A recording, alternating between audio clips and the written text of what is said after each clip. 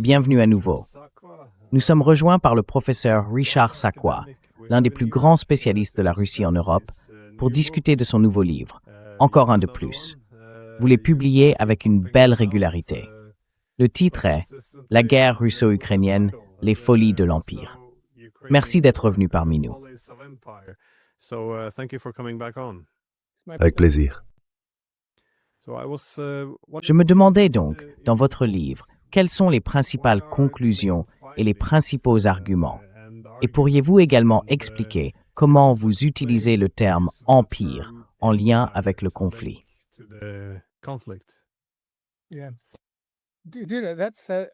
Oui, c'est une question idéale, car elle pose le cadre. J'ai beaucoup réfléchi à la manière de structurer la discussion que nous allons avoir aujourd'hui, et plus largement à la vision d'ensemble de cette guerre.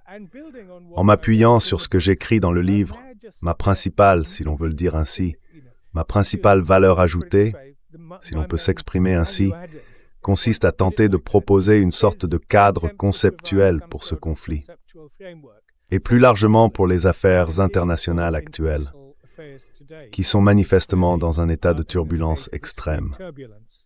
La manière dont j'aimerais conceptualiser ça, le formuler, est la suivante.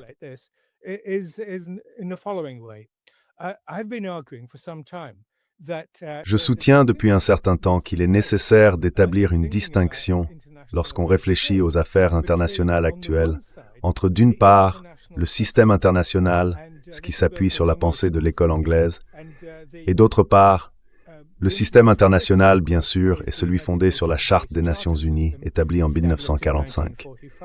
Et ce système lui-même fait face à un défi sans précédent. Les Nations Unies ont été largement marginalisées et depuis quelques années déjà, paralysées dans leur capacité à négocier et à gérer les crises. Mais au sein de ce système international, qui dure depuis 80 ans et subit aujourd'hui une remise en cause sans précédent, nous voyons émerger plusieurs modèles concurrents d'ordre mondial.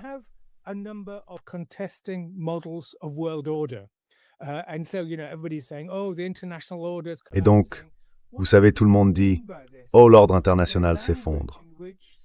Que veulent dire les gens par là? Le langage dans lequel une grande partie des discussions se déroule aujourd'hui, à mon avis, est confus et mélange beaucoup de choses. Nous avons donc d'un côté ce système, c'est-à-dire l'ensemble non seulement des Nations Unies, mais aussi du droit international, des normes et ainsi de suite, qui définit ce qui est légitime et ce qui ne l'est pas en politique internationale. Puis au niveau de la politique internationale, nous avons des modèles d'ordre mondial. Nous avions autrefois le système soviétique comme modèle d'internationalisme socialiste, qui s'est bien sûr effondré.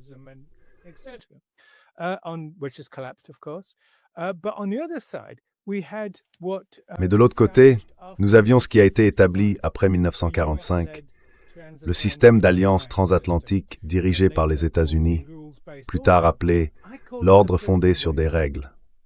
Je l'appelle l'Occident politique. L'ampleur de ce qui s'est produit après 1945, avec la création de ce système d'alliance autour d'un noyau d'une douzaine d'États, tous les pays européens, le Canada, l'Australasie bien sûr et le Japon, constitue cet Occident politique. Mais le cœur en est l'alliance de l'Atlantique Nord. Et ce que cela a fait, c'est transformer la nature de nos différents États. Vous savez, il y a beaucoup de discussions sur la manière dont l'adhésion à l'Union européenne modifie la nature de l'État membre. Christopher Bickerton, Phil Cunliffe et d'autres ont écrit à ce sujet.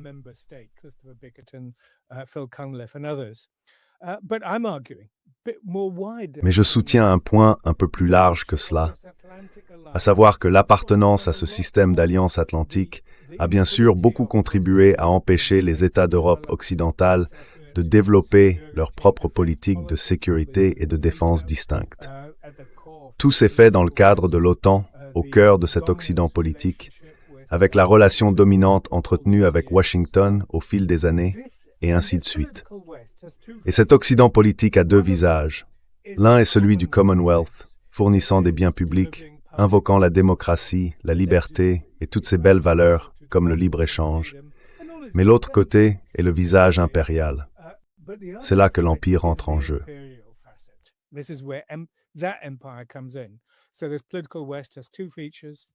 Ainsi, cet Occident politique présente deux caractéristiques, ce modèle d'ordre mondial. Et bien sûr, après 1989, au lieu de considérer qu'il avait accompli sa mission et pouvait désormais se retirer discrètement, il s'est radicalisé. Nous en avons déjà parlé de plusieurs manières. Il s'est étendu, expansion de l'OTAN, expansion de l'UMERA et expansion idéologique, pour englober le monde entier comme un universel. Ainsi, cet ordre fondé sur des règles, cet Occident politique dirigé par les États-Unis, a commencé à remettre en cause l'universalité du système des Nations Unies. On assiste à la substitution d'un sous-ordre, l'Occident politique, l'Occident atlantique, appelez-le comme vous voulez, à la véritable universalité du système des Nations Unies, le système de la Charte. C'est le premier modèle d'ordre mondial. Le second aujourd'hui est l'alignement anti-hégémonique de la Russie, de la Chine et de certains nombres d'autres États.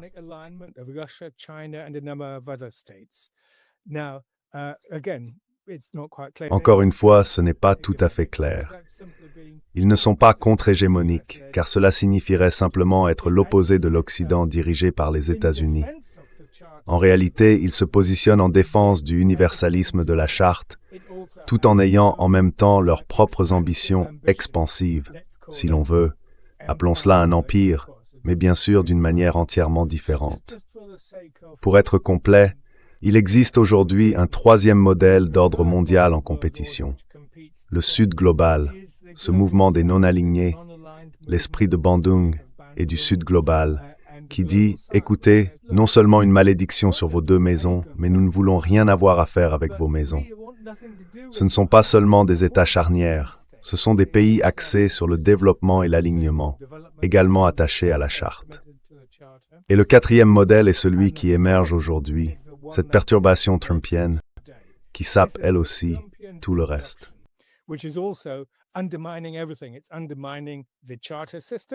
Cela sape le système de la Charte, donc c'est en réalité une forme d'évasion. Vous savez, ce sont les 66 organisations internationales que Trump a quittées au cours des derniers mois, dont environ la moitié appartiennent aux Nations Unies. Mais c'est aussi que Trump fait défection du monde politique occidental lui-même, tout en piétinant bien sûr les droits du Sud global. On le voit au Venezuela, en Iran et ailleurs. Ainsi, ce quatrième modèle d'ordre mondial est un modèle fondé sur la puissance. Tout le monde parle du retour de la politique des grandes puissances. En réalité, elle n'a jamais vraiment disparu. Mais ce qui est unique aujourd'hui, c'est qu'elle repose uniquement sur la force. Simplement, je suis plus grand que toi, je fais ce que je veux. Elle manifeste même du mépris envers ses propres alliés, sans parler de ses ennemis. C'est donc dans ce contexte plus large que nous pouvons approfondir et situer la guerre russo-ukrainienne.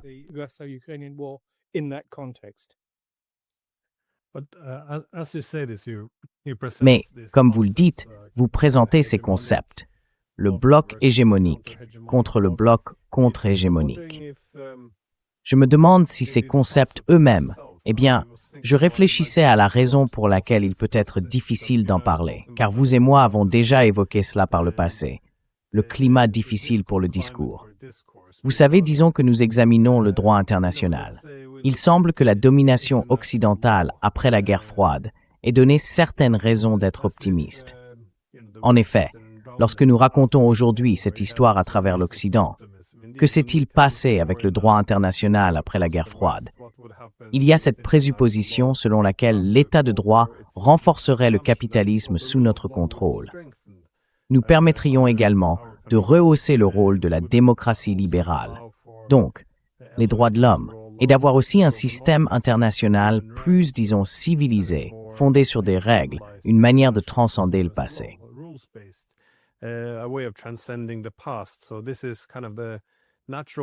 C'est en quelque sorte la conséquence naturelle si l'Occident gouverne seul. C'est plus ou moins l'argument avancé pour expliquer pourquoi nous ne devrions pas avoir un monde multipolaire après la guerre froide. Pourquoi il vaudrait mieux que l'Occident dirige. Mais lorsqu'on se tourne vers d'autres régions du monde, elles le perçoivent très différemment. Elles diraient que, lorsqu'il n'y a pas d'équilibre des puissances, Lorsqu'il n'existe qu'un seul centre de pouvoir, le droit international ne peut pas exister. Pourquoi ce centre de pouvoir unique se limiterait-il lui-même? Cela n'arrivera tout simplement pas. C'est pourquoi je me demandais comment nous conceptualisons cela, car nous avons tendance à nous attribuer des rôles à nous-mêmes et aux autres. En somme, lorsque nous abordons le monde tel qu'il est aujourd'hui, nous avons souvent tendance à le définir comme, disons, l'interface la structure et paix.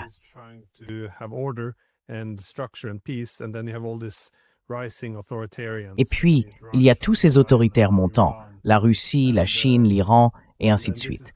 Et c'est un peu ça le défi.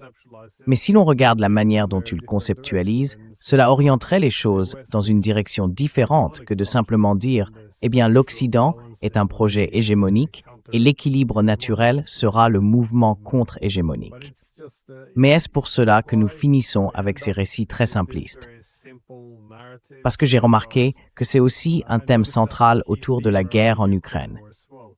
Chaque fois que les gens essayent de discuter des différentes motivations, des actions entreprises, des risques encourus, on se heurte toujours au problème de ces récits très simplistes. Du genre, on ne peut pas donner aux Russes ce qu'ils veulent, sinon on récompense leur agression, ou bien ils ne s'arrêteront jamais, ils veulent leur empire. Est-ce que tu vois aussi ce problème?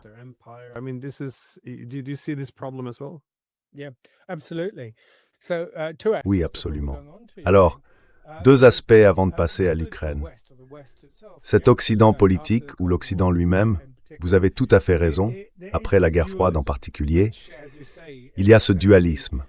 Comme vous le dites, d'un côté, l'idée était que, avec la fin de la guerre froide, nous pourrions enfin voir émerger le droit international. Mais en même temps, nous voyons l'absolue parodie de l'attaque illégale contre l'Irak, la destruction de l'État libyen et ce qui se passe aujourd'hui. En d'autres termes, le deux poids, deux mesures est absolument inhérent à la manière dont l'Occident politique ou le système d'alliance dirigé par les États-Unis, le soi-disant ordre fondé sur des règles, a fonctionné.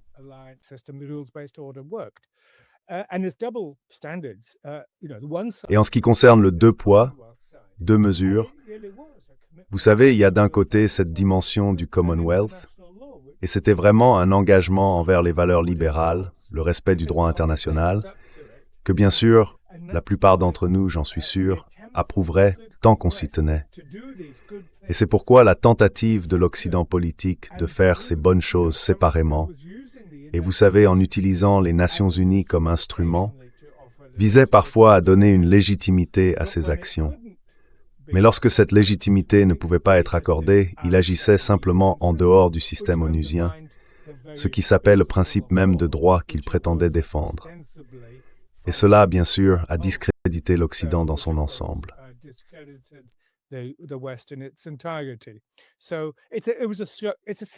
C'est donc un problème systémique, la question structurelle de ces doubles standards. Et bien sûr, cela s'est clairement manifesté dans la manière dont cela a sapé la diplomatie. Lorsque la diplomatie et le droit, dans des pays comme l'Iran et le Venezuela, sont utilisés comme couverture pour des actions illégales. Je ne veux pas lancer un tout nouveau débat, mais bien sûr c'était l'Occident dirigé par les États-Unis, et maintenant, ce n'est même plus l'Occident, ce sont simplement les États-Unis, seuls. Cela laisse leurs alliés occidentaux dans une impasse, comme on l'a vu au Royaume-Uni, quant à savoir s'il faut ou non autoriser l'utilisation des bases. Ainsi, ils agissent désormais seuls et fixent l'agenda en remplaçant le droit international par ce modèle entièrement fondé sur le pouvoir.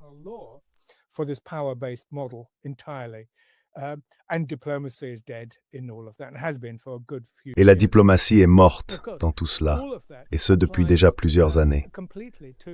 Bien sûr, tout cela s'applique directement aux causes profondes du conflit ukrainien, et j'en parle un peu dans le livre. Le fait que tout effort d'engagement, toute tentative de dialogue avec la Russie était considéré comme de l'apaisement, ou perçu comme une capitulation, ou encore comme une manière de donner crédibilité et légitimité à la Russie. Ce qui est une position extraordinaire, car la diplomatie, selon ma compréhension, consiste précisément à dialoguer avec les adversaires et à gérer les divergences.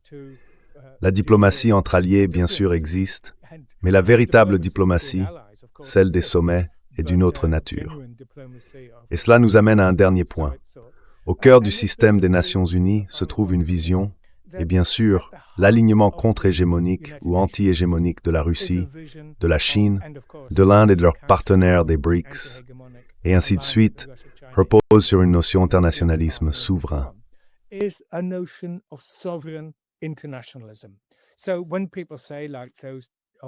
Alors quand des gens disent, comme ces vieux défenseurs de l'internationalisme libéral, « Oh, vous voulez revenir à Westphalie ?» Je réponds non. Vous savez, cette idée de Westphalie, où les États se heurtent simplement les uns aux autres, comme des boules de billard. Non, nous parlons de Westphalie plus des États souverains nationaux, mais engagés dans l'internationalisme et le multilatéralisme. Et c'est cela le modèle de la multipolarité, que vous avez mentionné plus tôt, plutôt que la manière dont les commentateurs américains disent aujourd'hui à Poutine, à la Russie et à la Chine, « Vous vouliez la multipolarité ? Eh bien les gars, voilà ce que vous avez obtenu à la fin. Vous avez ça. » Ce que font les États-Unis, ce n'est pas de la multipolarité. Et c'est pourquoi je soutiens que nous devons avoir une clarté conceptuelle dans tout cela.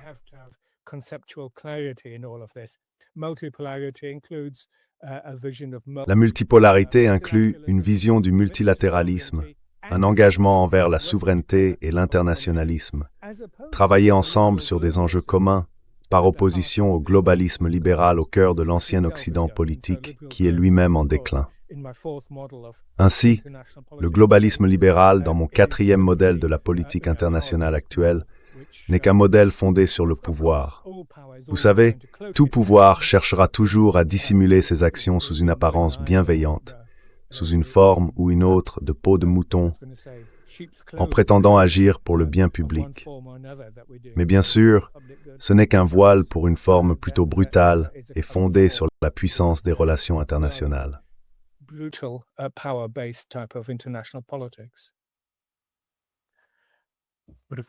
Mais si nous examinons ces différents types de systèmes internationaux, ce que nous n'avons jamais vraiment fait, enfin ce sur quoi nous nous sommes un peu disputés après, tous ces différents ordres mondiaux.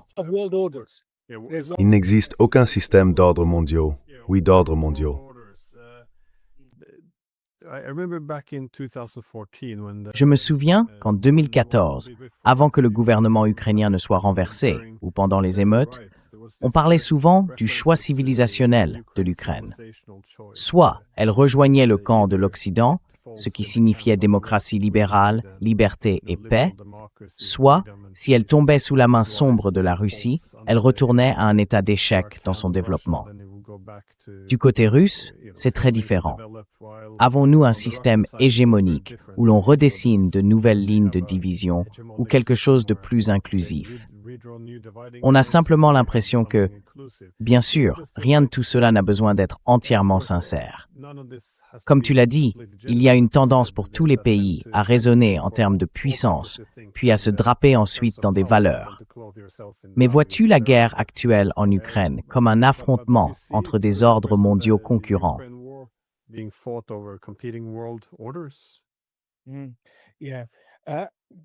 Vous avez tout à fait raison de dire que le voilement de cette situation comporte un élément civilisationnel, que l'Ukraine se présente comme le dernier bastion face à ces prétendues hordes impérialistes, néo-soviétiques et néo-communistes venus de l'Est.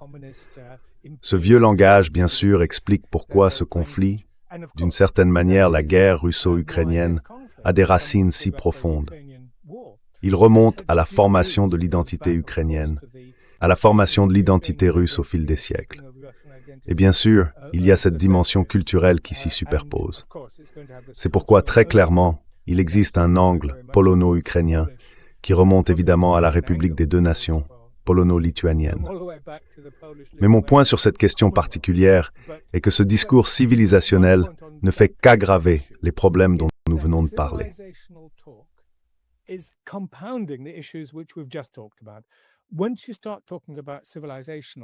Dès que l'on commence à parler d'éléments civilisationnels, cela détruit le dialogue. Cela détruit la diplomatie, parce que les civilisations ne sont pas des entités qui pratiquent la diplomatie. On est ce que l'on est, et il faut le défendre contre ceux qui ne font pas partie de sa civilisation. C'est un signe d'effondrement. Et en effet, dans cette vision de l'ordre mondial actuel, si l'on parle du choc des civilisations, cela renvoie bien sûr à Samuel Huntington dans notre époque moderne, mais aussi à l'impérialisme libéral du XIXe siècle, toute la mission civilisatrice et tout ce qui l'accompagne.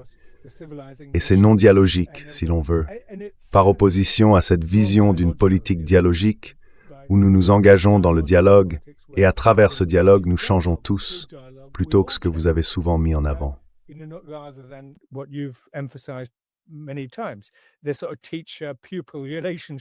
Ce type de relation entre enseignants et élèves repose sur l'idée que nous serions la source de tout savoir et de toute vertu, tandis que vous seriez mauvais et ignorants et qu'il faudrait vous instruire. Ce modèle, bien sûr, domine en Occident politique depuis la fin de la guerre froide et en réalité depuis des siècles. Vous avez donc tout à fait raison à propos de cet élément civilisationnel. Je ne dis pas cela à la légère. Cette dynamique civilisationnelle dans la guerre entre les États-Unis et l'Ukraine la présente comme un conflit plus large entre l'OTAN et la Russie. Et bien sûr, si c'est une question de civilisation, c'est une question existentielle. C'est une question d'existence même. Et en Russie, on observe un débat équivalent, au moins depuis 2012, lorsque Poutine a défini la Russie comme un État-civilisation, ce que j'ai toujours remis en question.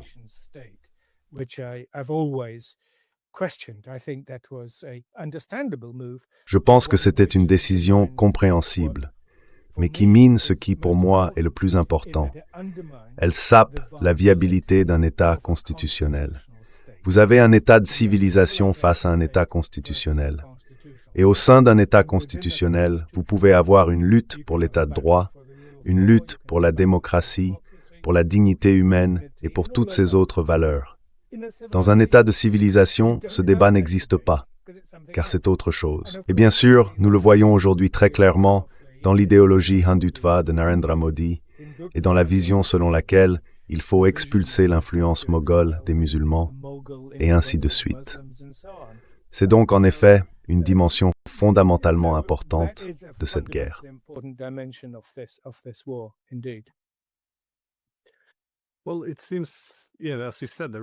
Eh bien, il semble, comme vous l'avez dit, que les Russes possèdent eux aussi un élément de ce discours civilisationnel. Car, au départ, une grande partie des critiques qu'ils formulaient à l'égard de l'Occident et des politiques de l'après-guerre froide étaient, je suppose, assez rationnelles, centrées sur la structure du pouvoir. Comment devrions-nous façonner l'architecture de sécurité européenne ? Elle doit reposer sur la sécurité indivisible, de sorte qu'il ne puisse y avoir de ligne de division. Nous devons éviter cette compétition à somme nulle et gérer les intérêts concurrents. Tous ces éléments sont très peu controversés et bénéficient d'un large soutien dans la littérature sur la manière de construire la paix. Cependant, lorsqu'on se penche sur l'Ukraine, on peut dire que oui, une partie des critiques russes en relève effectivement.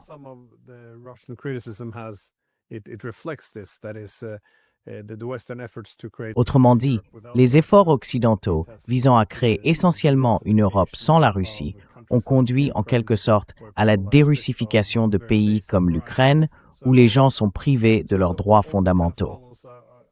Tout cela suit donc une logique claire. Mais d'un autre côté, il y a aussi un autre aspect. Les Russes ont, disons, une vision paternaliste de ce qu'est la Russie par rapport à l'Ukraine. Et cela a souvent été une critique non seulement de la part de l'Ukraine, mais aussi de certains éléments en Biélorussie. Autrement dit, si la condition naturelle de cette Russe de Kiev, ou de la Russie, de l'Ukraine et de la Biélorussie est qu'ils ne forment qu'un seul peuple, alors l'évolution ou le développement naturel serait qu'ils tombent, dans une certaine mesure, sous la domination de Moscou.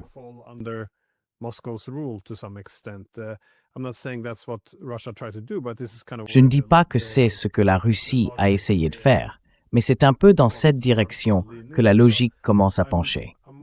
Donc je me demande, comment vous voyez cela ? Est-ce que cela relève aussi de l'idée d'empire ? parce qu'il y a cette présupposition selon laquelle Moscou devrait avoir son mot à dire sur ce qui se passe dans ces pays. Et encore une fois, on peut avoir deux perspectives différentes. Je pense que, simplement en termes de politique de grande puissance, ce qui se passe aux frontières des grandes puissances relève toujours de leur intérêt. C'est pourquoi j'ai toujours dit qu'il est absurde de prétendre que ce qui se passe en Ukraine n'a pas d'importance pour la Russie. C'est comme ce qui se passe au Mexique, qui intéressera toujours l'Amérique. On ne peut pas simplement y installer des missiles chinois ou des bases russes.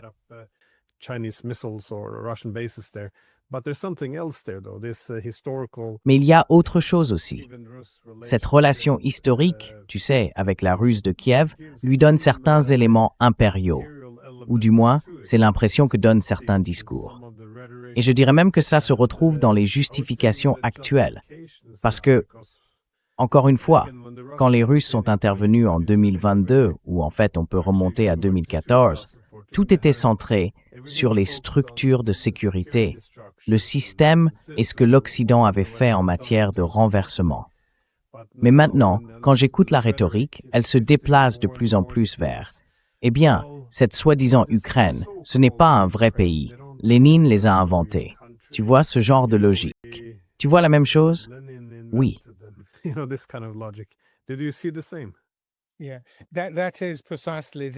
Oui, c'est précisément l'élément impérial. C'est pourquoi je dis que les partisans de l'Empire y font référence.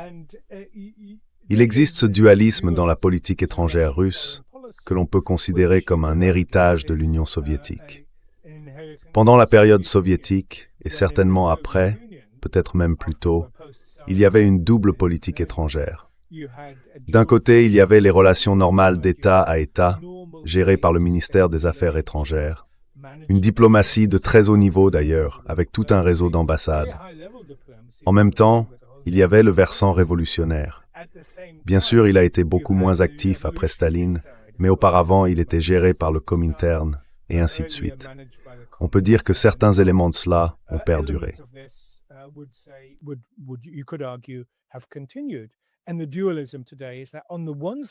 Et le dualisme aujourd'hui, c'est que d'un côté, la Russie est scrupuleuse dans sa reconnaissance, enfin avant la guerre bien sûr, des frontières selon le droit international. Lorsque Poutine est arrivé au pouvoir, il a consacré énormément d'efforts à régulariser les frontières de la Russie avec tous les pays voisins, l'Estonie, la Lettonie et ainsi de suite, en disant essentiellement « Nous acceptons tout tel que c'est et renonçons à toute prétention historique. » Bien sûr, le traité de Tartu, pendant l'entre-deux-guerres, accordait à l'Estonie un territoire bien plus vaste qu'aujourd'hui, et ainsi de suite. Cela n'a pas très bien fonctionné.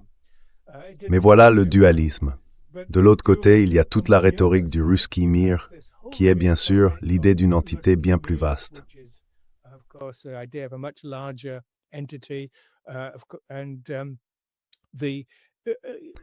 Et la remise en question, en effet, de cette idée d'une identité ukrainienne comme une identité de petits Russes. Parfois, cela peut sembler neutre, mais très souvent, c'est dénigrant, et cela ne respecte pas le développement de la langue et de la culture ukrainienne. Donc oui, il existe ce dualisme, et c'est exactement comme en Occident politique. L'aspect du Commonwealth et l'aspect impérial, le faux universalisme, et ainsi de suite. C'est donc bien pour cela que je ne cesse de débattre. Et bien sûr, à mesure que la guerre se poursuit, il y a cette dimension émotionnelle, civilisationnelle, tout comme pendant la Première Guerre mondiale, lorsque nous avons dénigré les Allemands en les qualifiant de barbares, et ainsi de suite. Je veux dire nous, les puissances de l'Entente, et ainsi de suite. Donc oui, il y a ce dualisme. Juste deux choses à ce sujet.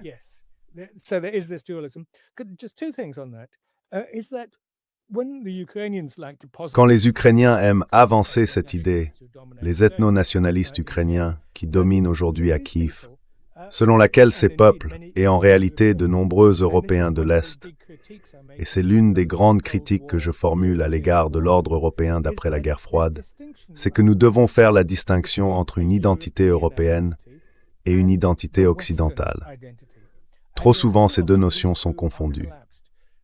Or, J'ai toujours dit, et je me définirais comme l'un des derniers gaullistes en Grande-Bretagne, que je plaide depuis des années et des années pour une sorte d'identité européenne pancontinentale. On pourrait dire que cela remonte à avant de Gaulle, mais vous savez le célèbre discours de Gaulle en 1959, une Europe allant de l'Atlantique à l'Oural.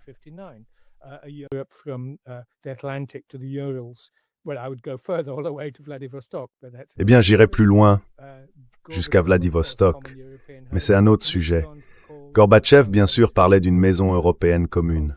François Mitterrand évoquait une confédération de l'Europe et Poutine avait lancé tout le projet de la Grande Europe durant la première décennie de son pouvoir. Mais cette identité européenne est toujours contestée par l'identité atlantique. Et cette identité atlantique, c'est ainsi que l'Occident a été défini après 1945. C'est pourquoi je l'appelle précisément l'Occident politique. Comme je l'ai dit, cela a transformé la nature de la sécurité, de la diplomatie et des relations humaines. Le bon côté, celui du Commonwealth, et le côté négatif, à savoir que dans cette relation, les puissances européennes subalternes sont dominées par les préoccupations stratégiques de Washington. Il y a donc toujours ces deux aspects. Encore une fois, c'est pourquoi je trouve le discours civilisationnel problématique. On ne peut pas avoir de dialogue sur la base des civilisations.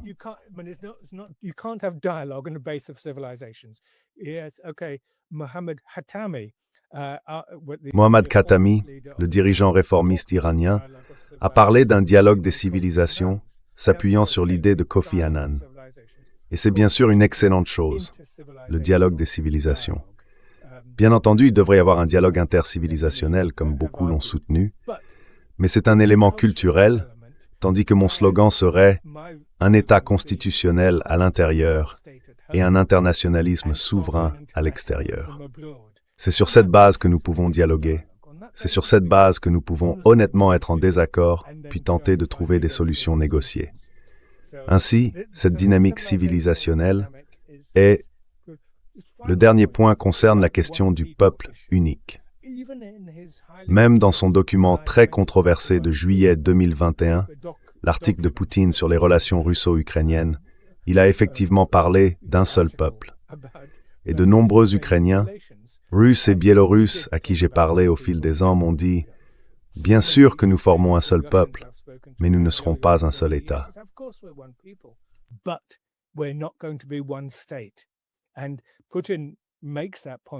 Et Poutine souligne ce point dans ce document. Un seul peuple, mais pas un seul État. Bien sûr, il a ensuite remis en question les frontières de l'État ukrainien, en remontant à Lénine et ainsi de suite. Mais c'est un sujet légèrement différent. Le fond du problème a toujours été l'Ukraine. Si l'Ukraine reste fidèle à ce qu'elle a déclaré dans sa déclaration de souveraineté d'État de 1990 et sa déclaration d'indépendance de 1991, en tant qu'État neutre, alors il n'y a pas de problème.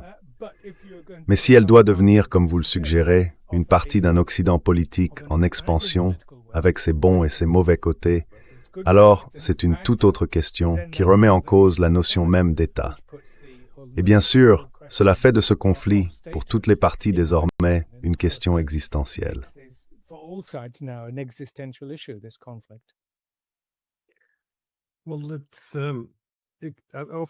Eh bien, je pense souvent à quelque chose qu'Otto von Bismarck aurait dit, qu'il entend toujours le mot « Europe » dans la bouche de ceux qui réclament des choses qu'ils n'oseraient jamais demander en leur propre nom. Cela devient donc une sorte de concept universaliste, quelque chose qui amoindrit la souveraineté. Et je vois aussi un problème similaire avec le projet européen après la guerre froide. Ce à quoi nous avons essentiellement abouti, c'est une situation où l'intégration européenne signifiait le découplage de l'Ukraine, de la Géorgie et de la Moldavie du plus grand pays européen, alors même que nous savions que cela déclencherait d'immenses conflits.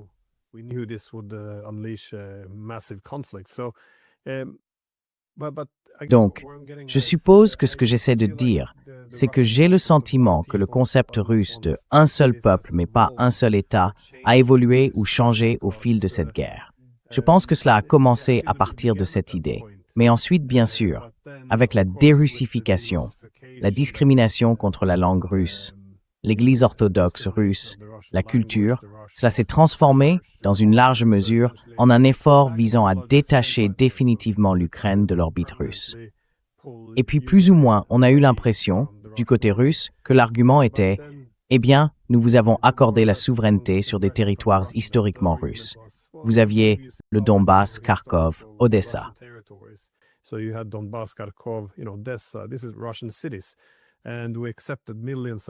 Ce sont des villes russes, et nous avons accueilli des millions de Russes ethniques et de russophones vivant sous la souveraineté ukrainienne, et ils ont accepté cela. Aujourd'hui, surtout venant de personnes comme l'ancien président Medvedev, on le voit souvent employer des expressions comme la soi-disant Ukraine ou l'État 404, simplement pour remettre en cause la légitimité même de l'État ukrainien. Je comprends que, dans une guerre, ce genre de langage brutal se développe toujours, bien sûr. Mais que voyez-vous être détruit par cette guerre? Qu'est-ce qui a changé? Parce que vous savez, certaines choses ne peuvent tout simplement pas être collées.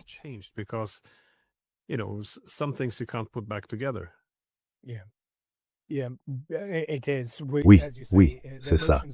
Comme vous le dites, les émotions sont à vif, surtout pour Dmitri Medvedev. Et donc, oui, comme vous le dites. Si vous voulez, le contrat politique à la fin de l'Union soviétique était que, comme l'ont déclaré à plusieurs reprises les responsables ukrainiens, l'Ukraine serait non seulement un État neutre, mais aussi un État d'un autre type, tolérant et inclusif. Ainsi, l'objectif final est clair. La question est de savoir comment y parvenir.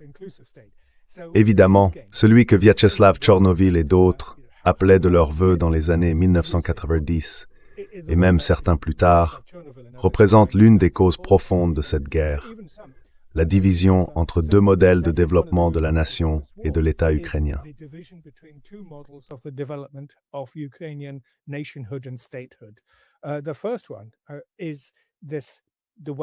Le premier, c'est celui-ci, la manière dont je l'ai décrit, un terme que beaucoup n'aiment pas mais auquel je tiens, la vision moniste. Et c'est une vision décoloniale. Après l'Empire, il ne s'agit pas seulement d'éliminer les strates soviétiques, ni seulement la superposition communiste sur la culture ukrainienne, mais en fin de compte, de dérussifier la nation tout entière. Ce sont les super-ethno-nationalistes qui, comme le soutient Volodymyr Ishchenko, se sont alliés aux populistes et à la classe moyenne désireuse de rejoindre l'Europe dans un modèle libéral et globaliste. Ainsi, cette vision moniste est profondément répressive, et elle l'a été dès le départ. On la reconnaît comme telle depuis 10, 20, 30 ans.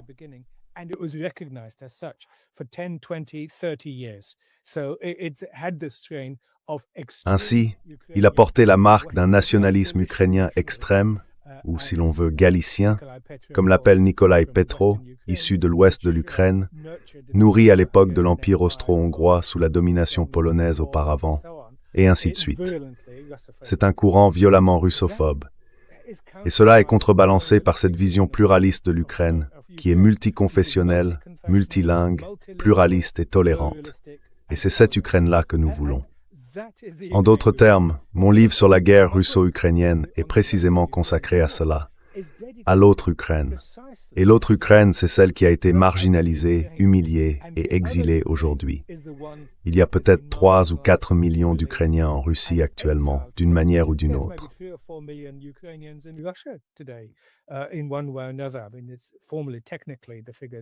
Je veux dire formellement, techniquement, le chiffre est un peu plus bas, ce que j'ai noté, mais c'est le chiffre de référence. Et il y a aujourd'hui encore tant de ces personnes en exil. L'ancien conseiller de Zelensky, Oleksiy Arestovitch, a précisément souligné ce point. Il représente désormais l'Ukraine que nous voulons voir, c'est-à-dire, comme je le dis, multiconfessionnelle, multilingue et neutre, bien sûr. C'est l'un des objectifs de guerre de la Russie. Mais ces objectifs, bien qu'ils soient ceux de la Russie, sont aussi, je pense, dans l'intérêt du peuple ukrainien. Ils ont voté 2 fois pour, après le coup d'État du Maïdan, ou la révolution, ou quel que soit le nom qu'on veuille lui donner, ils ont voté 2 fois pour le candidat de la paix.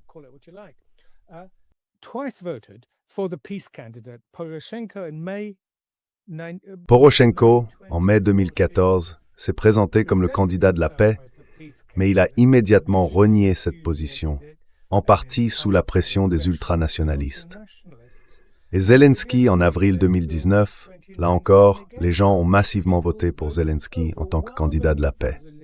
En d'autres termes, il existe en Ukraine une large partie de la population favorable à une approche plus pluraliste et tolérante, ainsi qu'à de bonnes relations avec Moscou. Bien sûr, il sera extrêmement difficile de rétablir des relations décentes entre Russes et Ukrainiens après tout cela, des deux côtés. Les deux camps ressentent la haine. Pourtant, c'est encore un autre point important pour nous, Européens. Et je remettrai en question la déclaration de Bismarck. Je veux dire, il avait raison, vous avez raison de la citer. Mais aujourd'hui, le rôle que nous jouions autrefois, nous faisions des choses au nom de l'Europe que nous n'aurions pas faites au nom d'un État-nation.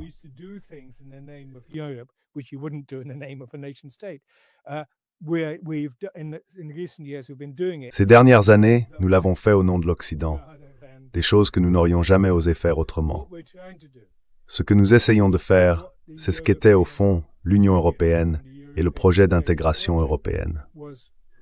L'un des principaux objectifs était de servir de projet de paix, de garantir que la France et l'Allemagne ne puissent plus jamais se faire la guerre.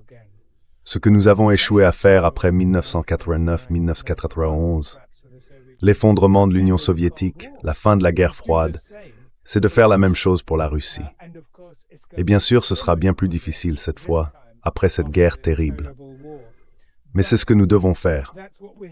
Pour cela, nous devons reconstruire toute l'architecture de sécurité européenne.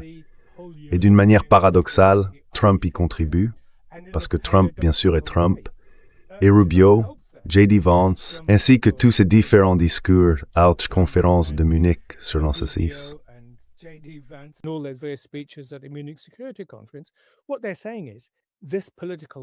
Ce qu'ils disent, c'est que cet Occident politique, par définition, a engendré des conflits.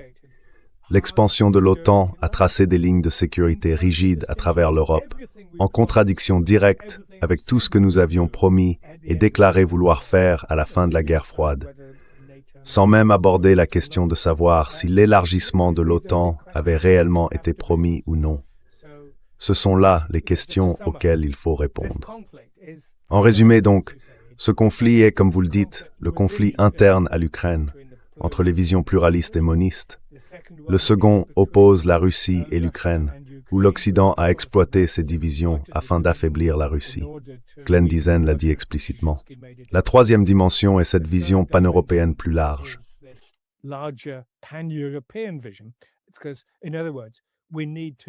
C'est parce que, en d'autres termes, nous devons sauver l'Europe de ces aventuriers géopolitiques qui la dominent aujourd'hui et revenir à une Europe fonctionnaliste. C'est-à-dire, vous savez, la vision du fonctionnalisme de David Mitrani, où l'on commence à reconstruire la confiance, à rétablir les liens énergétiques, par exemple, les liens culturels, les universités, les échanges. Donc ce troisième niveau, nous devons le réaliser en tant qu'Européens. Le quatrième niveau concerne bien sûr les relations entre les États-Unis et la Russie, qui sont peut-être celles qui progressent le plus rapidement vers un rapprochement, et ainsi de suite. Elles sont très instables, comme nous le savons, car comme nous le savons, Donald J. Trump est un génie instable en la matière selon sa propre description. Et bien sûr, le cinquième niveau est celui de la civilisation dont vous venez de parler.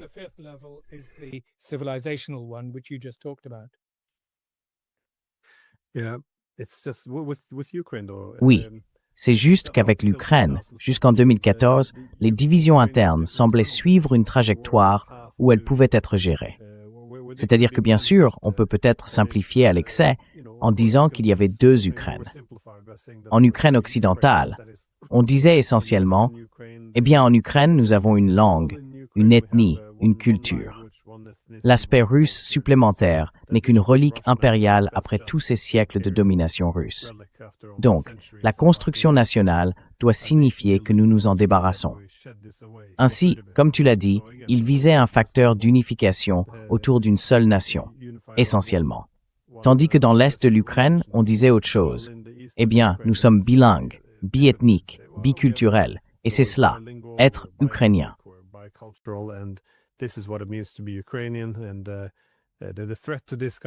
Et la menace pour ce type de construction nationale viendrait de ces gars de l'Ouest. Ce sont donc eux qui, en Ukraine occidentale, veulent essentiellement essayer de nous diviser. Et c'est pourquoi j'ai trouvé Arestovitch intéressant, car il semblait promouvoir l'idée ukrainienne occidentale. Et maintenant, bien sûr, il a un peu changé de position en reconnaissant que, en réalité, nous nous affaiblissons énormément en aliénant la moitié du pays. Mais quoi qu'il en soit, il semblait qu'il existait une voie à suivre. Tant qu'il n'essayait pas d'attribuer la famine de l'Holodomor ou autre chose aux Russes, quelque chose qui diviserait la population entre victimes et agresseurs, il y aurait une voie possible.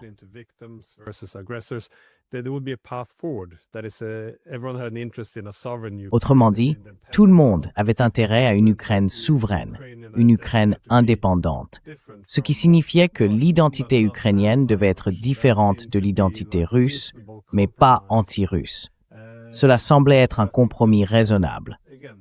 Mais je pense que le problème, c'est que, puisque nous avons aussi une Europe divisée, et pas seulement une Ukraine divisée, c'est vraiment cela qui a déchiré tout le pays. Lorsque l'Occident a dit « Oh, nous voulons une Europe sans les Russes », nous nous sommes en réalité alliés à certains des groupes les plus néfastes de l'ouest de l'Ukraine, qui étaient prêts à expulser toute trace de la Russie de la société, ce qui revenait à déclencher une guerre civile. Et bien sûr, comme la Russie a perçu cela comme une menace existentielle, cela a également provoqué une invasion russe.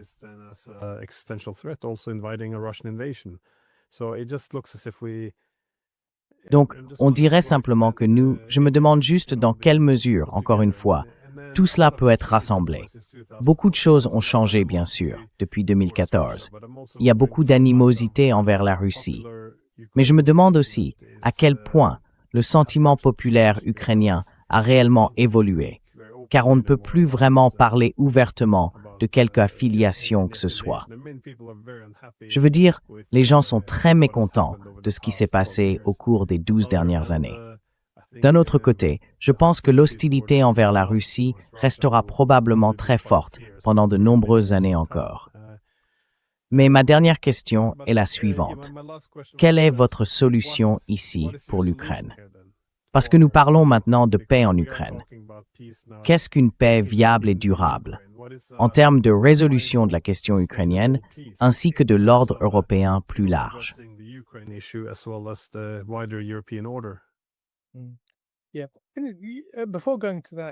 Oui. Avant d'en venir à cela, il faut dire que vous avez tout à fait raison. C'est trop simpliste de parler de deux Ukraines. Car assurément, avant 2014, et je pense que ça a continué même après, même la partie russophone de la communauté nationale ukrainienne était engagée, ou très majoritairement selon les sondages, dans le projet national ukrainien. Donc oui, il y avait des divisions électorales entre l'Est et l'Ouest, et cela existait bel et bien. Mais l'engagement dominant allait vers cette idée, et c'est ce qui rend la tragédie encore plus terrible si l'on veut. Ils voulaient une Ukraine. Et bien sûr, de nombreux Ukrainiens, ainsi que de nombreux Russes ayant des origines ukrainiennes, partageaient ce sentiment.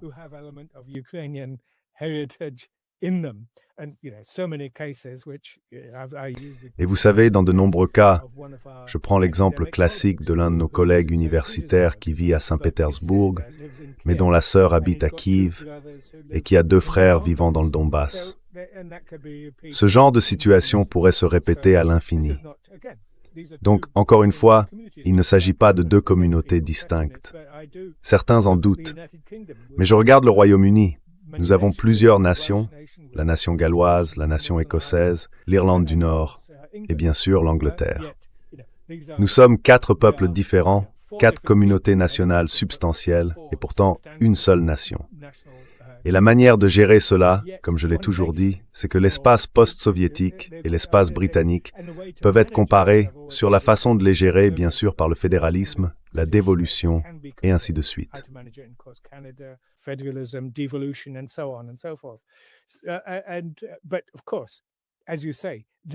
Mais bien sûr, comme vous le dites, la division entre cet Occident politique, cette vision atlantique de l'Europe, et cette autre vision, qui par définition exclut la Russie, a exacerbé les représentations internes de l'identité nationale ukrainienne. Et cela l'a rendu bien pire. Alors comment en sortir?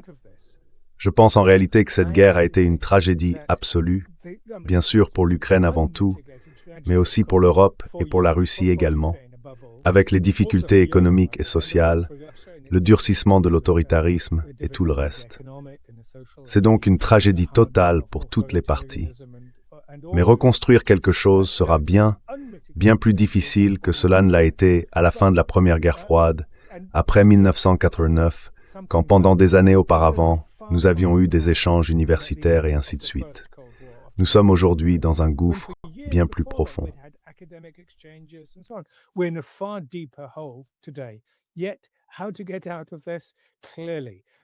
Mais comment sortir de cette situation? De toute évidence, il y a ces 4 éléments principaux, peut-être même 5 que j'ai mentionnés plus tôt. Il doit y avoir des éléments de réconciliation au sein même de l'Ukraine, les pluralistes et bien d'autres, y compris les oligarques.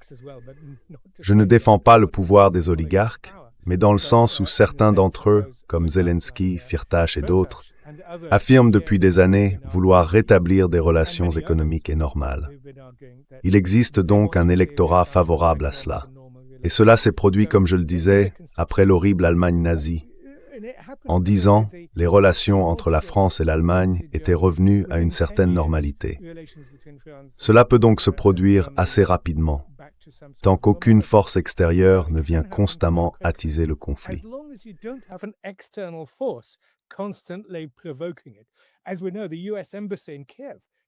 Comme nous le savons, l'ambassade des États-Unis à Kiev, forte de 600 ou 700 personnes, travaillait depuis l'indépendance en 1991, essentiellement à empoisonner les relations entre la Russie et l'Ukraine. Cela, bien sûr, l'administration Trump, je pense, n'aurait rien eu à voir avec. Elle avait déjà démantelé tout cela. C'est pourquoi, vous savez, la Russie avait placé beaucoup d'espoir en Trump au début, même si, bien sûr, elle a été déçue de bien des manières. En résumé, il faut traiter tous ces 4 ou 5 éléments. La paix intra-ukrainienne, et je crois que c'est possible, afin d'éviter un conflit de type guerre civile après la paix. En d'autres termes, l'Occident doit soutenir le désarmement des milices ultranationalistes, le soi-disant bataillon Azov et toutes les structures qui lui ont succédé. Mais ces gens se battront jusqu'à la mort.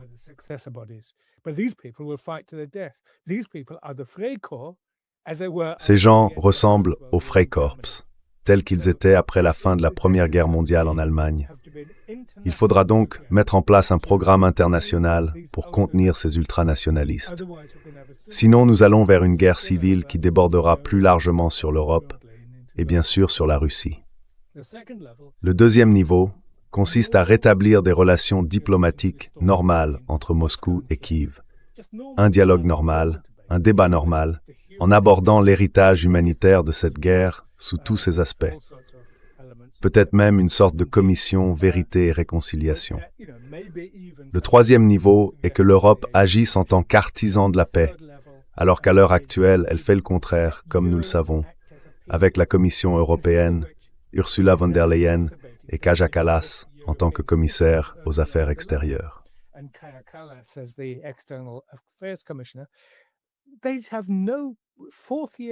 Ils en sont maintenant à la 4e année de la guerre, sans aucune notion de paix, sans aucune vision de paix à son issue, ce qui signifie qu'elle doit inclure la Russie.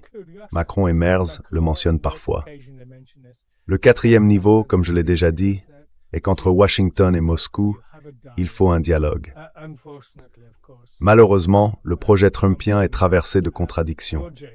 Les néoconservateurs sont toujours là, ils continuent d'alimenter Graham, Lindsay et tous les autres, tandis que les instincts même de Trump ne sont pas entièrement clairs.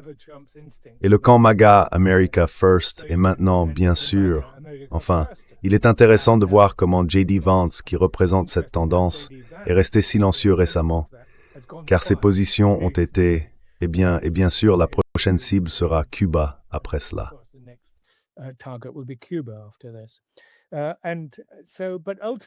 Et donc, en fin de compte, si l'on veut revenir au 5e niveau, la civilisation, oui, la culture occidentale, la civilisation occidentale doit faire face à ses propres faiblesses. Mais c'est une grande question. Vous savez, Karaganov, notre ami Sergueï Alexandrovitch, parle des 500 ans d'impérialisme occidental et ainsi de suite. Ces questions plus vastes sont donc en arrière-plan. Mais plus précisément, abordons cet héritage de l'Occident politique. Renforçons son aspect communautaire, son aspect positif, et affaiblissons cet aspect impérial qui a toujours empêché la Russie de rejoindre l'Occident après la fin de la guerre froide, et qui, bien sûr, engendre des conflits et des guerres partout. Nous devons donc faire appel aux meilleurs anges de l'Occident. Un meilleur Occident doit émerger de tout cela.